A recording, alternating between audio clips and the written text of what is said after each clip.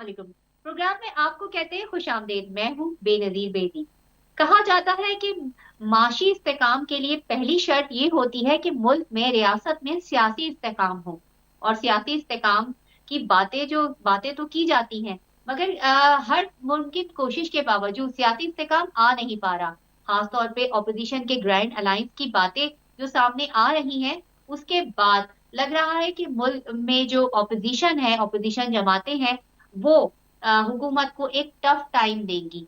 अभी कुछ देर पहले मौलाना फजलुर रहमान ने किसी जगह पे खिताब करते हुए ये कहा है कि फिर से ये साजिश की जा रही है कि पीटीआई और जेयूआई और हमारे दरमियान जो है वो लड़ाई करवाई जाए। तो ये तमाम तर सूरत हाल है। आईएमएफ का एक वक्त है, वो पाकिस्तान में मौजूद है, मुख्तलिफ इदारों को मॉनिटर कर रहा है, मुलाकातें कर रहा है, और पाकिस्तान की मईशत पर जो है वो सब अच्छे की रिपोर्ट दी जा रही है। इस तमाम तर सूरत हाल पे हम बात करेंगे। हमें पीटीआई से ज्वाइन किया है वकास मान साहब ने। आसिफ बाजवा रिप्रेजेंट करेंगे पीएमएलएन को, और सीनियर एनालिस्ट हमारे साथ होंगे नईम कुरैशी साहब। तीनों ही पैनलिस्ट को प्रोग्राम में खुशामदीद कहती हूँ। सबसे पहले वकास साहब, आपकी जानिब आऊंगी कि क्या आपको लग रहा है कि आईएमएफ की टीम आई है और उसने ये कहा है कि हुकूमत की कारकर्दगी बहुत अच्छी है, और ऐसा लग रहा है कि पाकिस्तान की जैसे कि एमडी आईएमएफ ने भी ये कहा है कि पाकिस्तान के अंदर जो है वो महंगाई की शरह में कमी आई है। जी, बिस्मिल्लाहिर्रहमान। Thank you very much for having me. To be honest, मुझे नहीं पता एग्जैक्टली, मैंने उनका कोई बयान नहीं सुना, लेकिन आपकी बात को मानते हुए हुकूमत ने जिस तरह की मौशी पॉलिसीज बनाई हैं, जिस तरह से लोगों को टैक्स के अंदर जो है वो जकड़ दिया है, जो तबका टैक्स दे रहा है, जैसे सैलरी वाला तबका है, उसको तो निचोड़ दिया गया है और एग्रीकल्चर को तबाह कर दिया गया है। मैं नहीं समझता कि हम कुछ सही सिमत में चल रहे हैं। मैं आपकी उसी बात पे आऊंगा कि जब तक पॉलिटिकल इस्तेकाम नहीं होगा तो मुआशी इस्तेकाम नहीं आएगा हमारे मुल्क में। मुझे तो नहीं नजर आ रहा कि लार्ज स्केल मैन्युफैक्चरिंग जो है वो चल रही हो। आपकी लार्ज स्केल मैन्युफैक्चरिंग तो जीरो के बराबर आई हुई है। आपका एग्रीकल्चर तबाह हो गया है, यहाँ पे नौकरियां नहीं है, कोई बिजनेस नहीं है। एनर्जी आपकी बहुत महंगी है, बिजली बहुत महंगी है, आप अपने रीजन में कंपेयर करके देखें तो आई डोंट नो कि ये किस मुआशी इस्तेकाम की बात कर रहे हैं। आप अपना माइक लें। आप यहाँ अपना पर एक छोटी सी मेरा आपसे सवाल है कि देखिए, आईएमएफ का वक्त यहाँ आया हुआ है, वो मुख्तलिफ इदारों में हमने देखा, चीफ जस्टिस से मुलाकात की उन्होंने, वजीर आजम से मुलाकातें हो रही हैं, नवाज शरीफ साहब से मुलाकात हो रही है। सारे अहम इदारों को वो मॉनिटर करें, चाहे वो जुडिशरी हो, चाहे वो और इदारे हो। एक चीज उमर अयूब ने ये भी कही है कि आपकी लीडरशिप की जानिब से आपकी पार्टी पॉलिसी ये है कि हम भी लिख कर देंगे, बल्कि लिख कर दे दिया है कि पाकिस्तान में ऑपोजिशन के साथ जो कुछ हो रहा है, पाकिस्तान में जो कुछ सियासी अदम इस्तेकाम है, इस चीज को भी देखा जाए। तो मेरा आपसे ये सवाल है कि अगर आईएमएफ ने अपना हाथ खींच लिया आपके इस लेटर की वजह से, और अगर पाकिस्तान को कर्ज नहीं दिया, तो पाकिस्तान तो डिफॉल्ट कर जाएगा।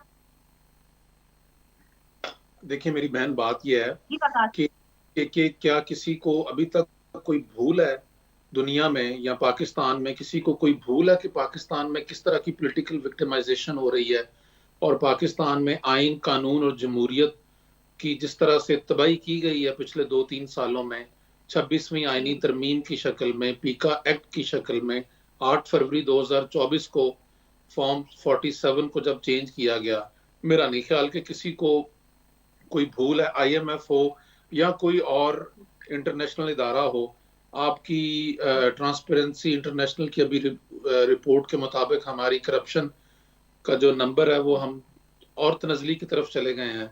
सारी दुनिया को सब कुछ पता है। ये तो अब दुनिया एक ग्लोबल विलेज है, ये सोशल मीडिया है और आपका मीडिया सब कुछ बता रहा है।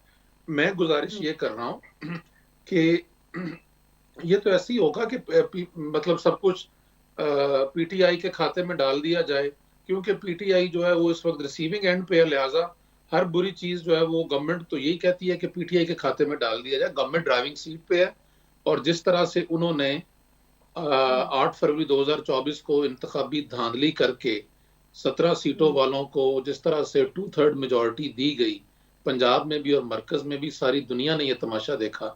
हम ये एक सिंपल बात करते हैं। देखें, मेरा ताल्लुक तहरीके इंसाफ से है। मैं ये कहूंगा 76 सालों से जो हमने लेबोरेटरी बनाई हुई है पॉलिटिकल एक्सपेरिमेंट्स करने की, कि आज इसको बना दिया, कल उसको बना दिया, मैं एक पार्टी से हट के बात करूंगा कि जब तक हम इसको बंद नहीं करेंगे और पाकिस्तान की जो आइन की रूह है उसके मुताबिक अवाम के चुने हुए नुमाइंदों को हुकूमत नहीं देंगे, हम नहीं सुधरेंगे, हमारी इकॉनमी नहीं सुधरेगी, हम में कोई बेहतरी नहीं आएगी।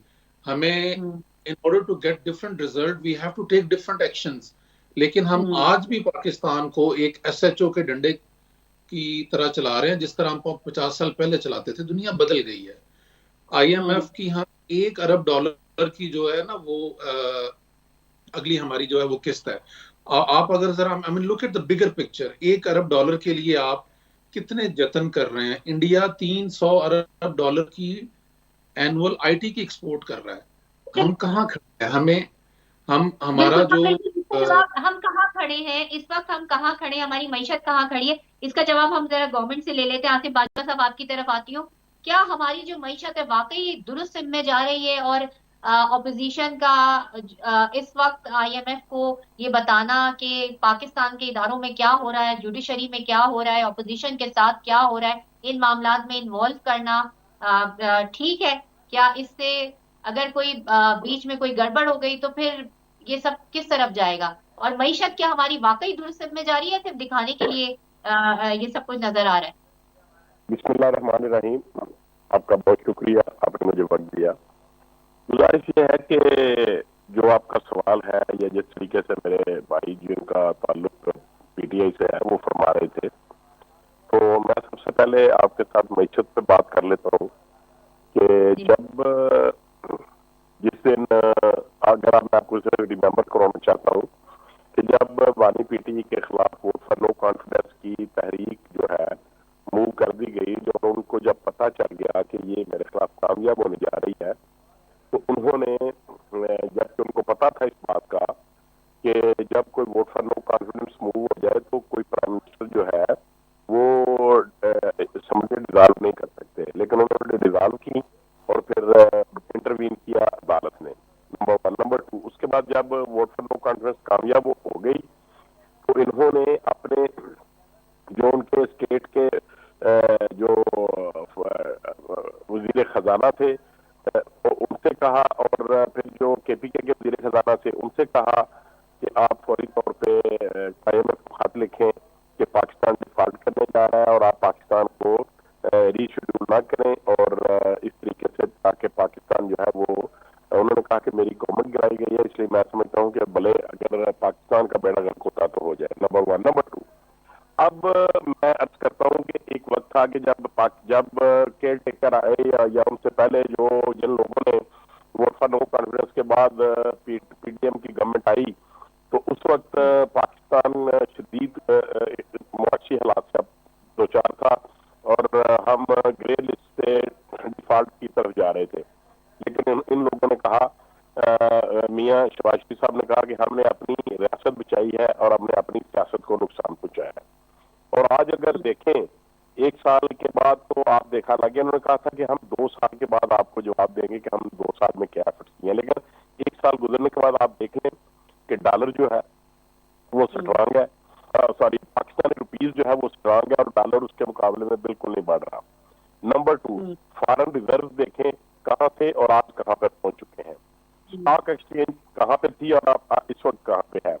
हेल्थ में जो लोगों को मेडिसिन थी हेपेटाइटिस सी की, बी की, कैंसर पेशेंट्स को, और जो जिन लोगों के डायलिसिस है उनके घरों में उनको दवाई मिल रही है। एजुकेशन में लोगों को अरबों रुपए के फंड दिए जा रहे हैं और जो लोग हायर एजुकेशन के लिए बैरून ममालिक जाते हैं उनको गवर्नमेंट 100% सपोर्ट कर रही है। इसके बाद ज़राअत में जिस कदर आज जो गवर्नमेंट ऑफ पंजाब है, मरियम नवाज साहबा ने 10,000 ट्रैक्टर फ्री देने का ऐलान किया, जिसमें से 1,000 पहले और 1,000 मेरे ख्याल विद इन वीक लोगों को फ्री दिए जा रहे हैं। इसके अलावा स्मोक कंट्रोल प्रोग्राम के तहत एक सुपर सीडर या पार्क सीडर मशीन है, वो लोगों को 60% सब्सिडाइज्ड रेट पे जिम्मेदार को दी जा रही है। और उसके अलावा ये मेरा ख्याल है शायद को 20 साल के बाद हुआ है कि इस सीजन में ना खाद की प्राइसेस बढ़ी हैं, ना पेस्टिसाइड की प्राइसेस बढ़ी हैं, और ना ही किसी किस्म की खाद की शॉर्टेज है। बिल्कुल बिल्कुल, आपका पॉइंट आ गया। और ये चीजें जो है वो हम देखते भी रहते हैं और हमें नजर भी आती है जो आप बातें बता रहे हैं। अब मैं कुरैशी साहब आपसे जानना चाहूंगी कि आपने ऑपोजिशन का भी मौक़िफ़ सुन लिया और हुकूमत का भी सुन लिया। मुझे क्यों ऐसा लगता है कि चाहे वो 2008 में पीपल्स पार्टी की गवर्नमेंट हो, चाहे वो 2013 में पीएमएलएन की हो, या वो 2018 में फिर पीटीआई की गवर्नमेंट हो, ये या पीडीएम की गवर्नमेंट हो, अभी हम गंदों में स्कैंडल भी नहीं भूले कि लॉन्ग टर्म पॉलिसीज नहीं बनाई जाती, कि बातें सारी यही हो रही होती है, बस चेहरे बदल जाते हैं। क्या कहेंगे कुरैशी साहब आप? जी बहुत शुक्रिया आपका। ये आपने दुरुस्त फरमाया है कि लॉन्ग टर्म पॉलिसीज हम बना नहीं पाते हैं।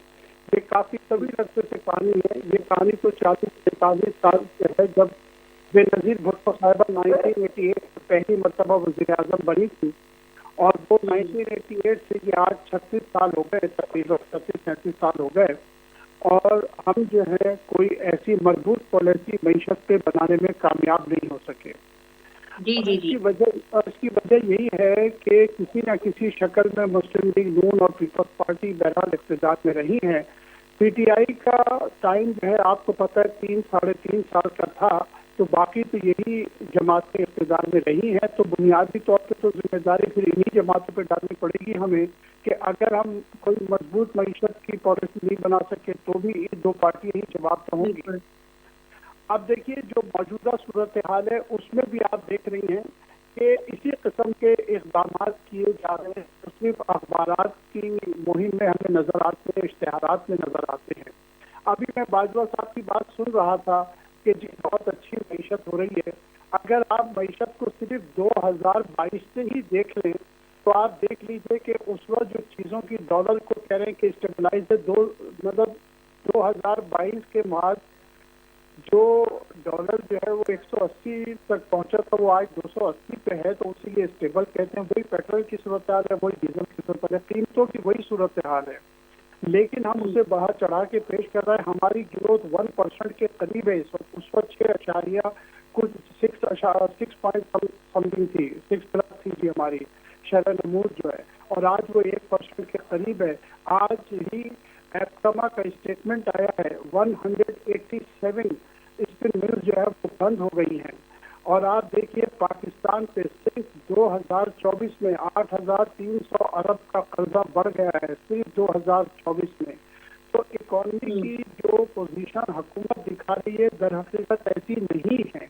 और दूसरी सूरत हाल ये है कि दूसरे इदारों की भी अब तो ये सूरत हाल हो गई है कि अब IMF जो है वो आ रहा है और वो हमारे लैंड कमीशन से भी मुलाकात कर रहा है, FBI से भी कर रहा है, स्टेट बैंक से भी कर रहा है, जुडिशरी के लोगों से, चीफ जस्टिस ऑफ पाकिस्तान से मिल रहा है। कौन सा इदारा है जो IMF ने छोड़ा है जिनमें हमें इस्लाहात की जरूरत है और हम लॉन्ग टर्म प्लानिंग की जरूरत है उन इदारों में, लेकिन हम कामयाब नहीं हो पा रहे। हमें IMF जो है, जब स्टेट बैंक का मामला इमरान साहब के जमाने में हुआ था तो यही अपोजिशन जो थी कहती थी मुल्क को गिरवी रख दिया गया, स्टेट बैंक को गिरवी रख दिया गया है, लेकिन ना तो वो अमेंडमेंट खत्म की गई और ना ही आज भी कोई ऐसी मजबूत पॉलिसी बनाई जा रही है कि जिसकी बुनियाद पे बाहर से लोगों को हमें कहना ना पड़े। आज वो करप्शन में भी बात करते हैं, आज वो नैब से भी मिल रहे हैं। तो ये सारी कमजोरियां हुकूमत की हैं और इस वक्त भी मुझे ऐसा लगता है कि हुकूमत को इश्तिहारबाजी को छोड़ के हकीकी मामला करने चाहिए। कपास की सूरत हाल जो है बहुत खराब है। पाकिस्तान में बारिशें कम हुई हैं, पंजाब में 42%, सिंध में 50%, और कहर पानी का खतरा हमारे सर पे इन बातों मंडरा की रहा तरफ है। भी आना चाहिए हुकूमत को, इन बातों की तरफ भी आना चाहिए ये और इन पे भी तवज्जो देनी चाहिए। हुकूमत का काम इश्तिहारात चलाना नहीं है। अखबारात को, इलेक्ट्रॉनिक मीडिया को, प्रिंट मीडिया को सिर्फ इश्तिहारात से मईशत नहीं चलती। मईशत जो है वो, अगर आप मईशत में सियासत लाएंगे तो ना मईशत चलेगी और ना आपकी सियासत कामयाब होगी। जी, मेरे ख्याल में आवाज नहीं आ रही है। बाजवा साहब मैं आपकी तरफ आऊंगी नहीं, कि आपको मैंने अपनी बात खत्म जी कर बाजवा दी है। साहब मैं मैं आपकी चाहता हूँ तरफ आप आऊंगी, इश्तेहारात की बात हो रही थी मेरे ख्याल में, नईम कुरैशी साहब की आवाज हमें क्लियर नहीं आ रही है, तो मैं आपकी तरफ आऊंगी कि हम भी ये देख रहे हैं कि इस गवर्नमेंट में जो है वो इश्तेहारात कुछ जरूरत से ज्यादा ही है, और बड़े जिसे कहते हैं ना कंपोज किस्म के इश्तेहारात हैं, एक्टिंग वाले इश्तेहारात हैं। देखिए, बात यह है कि मैं अल्फाज का चुनाव समझता हूँ कि बड़े बड़े ना गौर से करना चाहिए, कोई ऐसा लफ्ज नहीं बोलना चाहिए जो किसी के ऊपर इतराजात की बात आ जाए या कोई। मैं आपसे बड़े अदब से ये गुजारिश करूंगा कि ये इख्तियार की बात की मेरे भाई हैं, तो मुझे ये बताएं कि अगर कुछ लोग जो गवर्नमेंट, आज की बात नहीं मैं करता, शुरू से ही आप देख लें, जब जब भी किसी भी गवर्नमेंट की, किसी भी पार्टी गवर्नमेंट रही है, तो मीडिया के ऊपर उनके खिलाफ क्रिटिसाइज किया जाता है, और जब क्रिटिसिज्म होता है तो उसके बाद फिर गवर्नमेंट जो है वो अपनी जो उनकी प्रोग्रेस होती है, जो डिलीवरेंस होती है, उसको अवाम को बताने के लिए इश्तारात देते हैं, नंबर 1। नंबर 2, उसके अलावा भी आपके इल्म में है कि तमाम टीवी चैनल जो हैं और तमाम जो नेशनल लेवल के अखबार हैं, उनका एक कोटा मुकर्रर है। उस कोटे के मुताबिक गवर्नमेंट ने उनको इश्तेहारात देने होते हैं, और इसमें कोई चंबे की बात नहीं है, कोई इतराज वाली बात नहीं है कि गवर्नमेंट, तो ये सब बातें, इश्तेहारात देने होते हैं, ठीक है, कोई गैर इश्तेहारात कानूनी काम देने नहीं होते है। हैं, मगर थोड़ा प्रैक्टिकल काम भी जो है वो एक लोकल लेवल पर नजर आना चाहिए, आवाम को भी, एक आम आदमी को भी उसका फायदा पहुंचना चाहिए। आपका पॉइंट आ गया। कुरैशी साहब आप बात कर रहे थे कुछ, और वो आपकी लाइन आवाज नहीं आ रही थी, आपकी लाइन आवाज में डिस्कनेक्ट हो गई थी।